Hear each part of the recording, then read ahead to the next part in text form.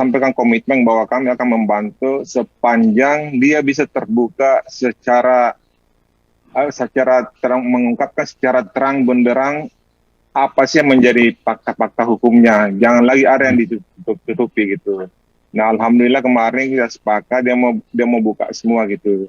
Akhirnya dia tuangkan dalam satu keterangan tertulis, dia menulis apa yang sebenarnya, kemudian lanjut di BAP, dirampungkan malam itu sampai jam 3 subuh sih kemarin kita ini. Dan faktanya memang ada beberapa yang bergeser dari fakta-fakta hukum yang telah dikemukakan sebelumnya. Dan Baradae ini siap memang yang dituangkan di BAP terbaru itu, ya dia cerita belak-belakan apa yang terjadi, apa yang dia lakukan, siapa pelakunya, dan siapa-siapa di seputar tempat kejadian udah bongkar semua, udah ada di tim penyidik Mas itu. Ada sempat membaca juga tulisannya? Iya, sebelum ini dia nulis, dan kita tim lawyer ini yang bisa 2 orang itu, Bung Olive juga membaca gitu, dan kronologisnya dari. Baik, saya harus bertanya ini, karena saya pertanyaan yang kemudian menjadi inti dari apa yang kemudian selama ini berminggu-minggu kita berbicara soal ini. Artinya, tidak ada tembak-menembak dari tangga ke arah kamar Ibu Putri? Penyidikan masih itu, ya, tapi itu juga udah dituangkan gitu ininya. Kejadiannya di lantai pertama dekat tangga, dan ya nggak ada tembak-menembak, sebenarnya nggak ada. Bagaimana? Tidak terjadi tembak-menembak. Tidak terjadi tembak-menembak. Itu yang kemudian disampaikan oleh tulisan dari Barada Eliezer. Iya. Bahwa tembak-menembak itu tidak terjadi di tangga, dan yang selama ini kan kita ketahui seperti itu ya, di tangga dan rumah. Dan kamar Ibu Putri. Kamar itu ada Brigadir Yosua, di tangga itu ada Barada Eliezer. Tidak seperti itu kejadiannya? Tidak seperti itu, Mas. Tidak seperti itu. Seperti apa kejadiannya dituliskan oleh Barada Eliezer. Bahwa saya mendapat informasi, saya harus tanya juga, bahwa ia belakangan turun justru setelah Brigadir Yosua jatuh bersimbah darah. Tidak juga begitu ininya apanya. Dia pas kejadian itu ada di ininya, tapi tidak gitu kondisi ininya, kondisi yang dia kemukakan fakta terakhirnya. Gitu. Artinya waktu masih hidup Barada Eliezer, waktu Brigadir Yosua masih hidup, Barada Eliezer ada di situ?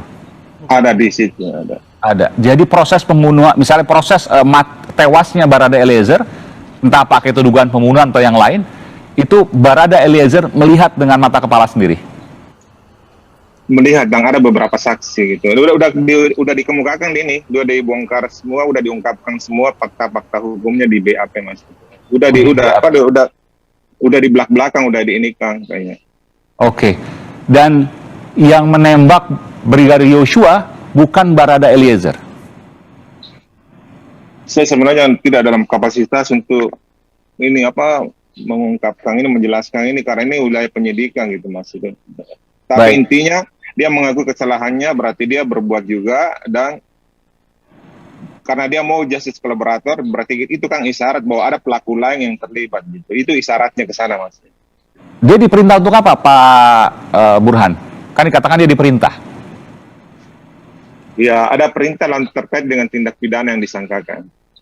Tapi sifatnya spontanitas. Spontanitas. Baik. Artinya ada diperintah. Dan seperti apa? Iya, apakah kemudian ada 2 versi? Apakah kemudian diperintah untuk menembak saat Brigadir Yosua masih hidup atau saat Brigadir Yosua sudah jadi jenazah? Itu 2 hal yang berbeda. Betul ya Mas. Ya. Dan jawabannya adalah pada waktu itu? Masih hidup. Oh, masih hidup. Oke, baik. Dan memang betul bahwa itu adalah senjata Glock 17 adalah senjata milik Barada Eliezer? Iya, dia bilang dia senjatanya dia Mas gitu ya. Beberapa bulan setelah dia memegang ya, baru beberapa bulan ya, betul? Iya, benar ya. Baik. Dari semua ini artinya Barada Eliezer adalah saksi kunci.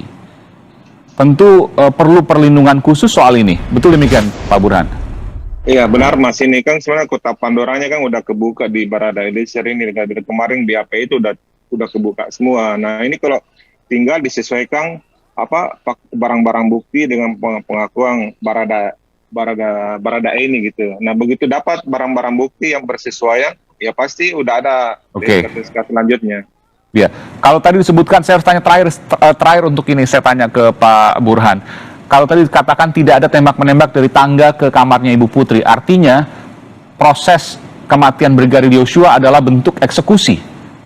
Sudah bertekuk lutut misalnya, lalu kemudian ada proses pembunuhan di sana. Saya tidak bisa cerita secara gamblang sampai ke sana gitu. Tapi itu apa yang kejadian yang Mas utarakan itu udah digambarkan oleh Baradae di BAP-nya. Artinya tergambar di sana soal pertanyaan saya tadi. Iya, sudah tergambar semua. Oke, artinya betul bahwa memang tidak ada proses tembak menembak, tapi ada hal lain yang dalam tanda kutip adalah eksekusi terhadap Brigadir Yosua. Mungkin arah ke sana Mas ininya. Baik, baik. Tentu nanti kita akan gali lagi soal ini.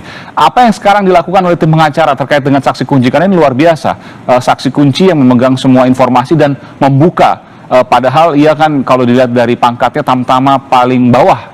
Betul ya? Iya, benar-benar Mas. Bagaimana proses perlindungan, lalu kemudian bagaimana proses pengungkapan nanti? Jangan-jangan misalnya ia berubah lagi nanti di BAP, kan bisa saja, Pak Burhan. Bisa. Ya ini lagi Iya.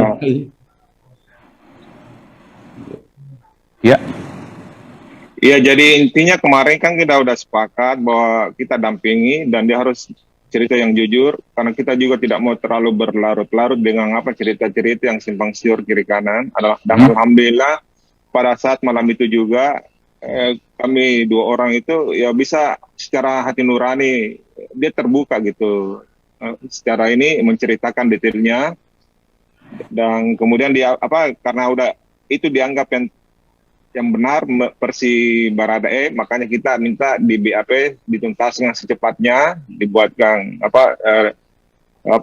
format formilnya BAP-nya gitu, udah di apa segala macam. Pasca itu ya di pernyataannya juga dia tanda tangan, kemudian dijempol apa segala macam, itu kan tidak bisa di otak-atik lagi untuk lari kiri kanan.